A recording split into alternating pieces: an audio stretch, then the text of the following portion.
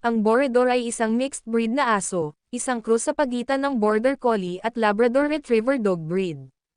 Palakaibigan, mausisa, at masigla, namana ng mga tuta na ito ang ilan sa mga pinakamahusay na katangian mula sa kanilang mga magulang. Ang mga Boredor ay may ilang pangalan, kabilang ang Border Collie Lab at Border Lab. Sa kabila ng kanilang kapas-palad na katayuan bilang isang lahi ng taga-disenyo, mahahanap mo ang mga asong may halong lahi na ito sa mga silungan at mga pagliligtas na partikular sa lahi, kaya tandaan na mag-ampon. Huwag mamili.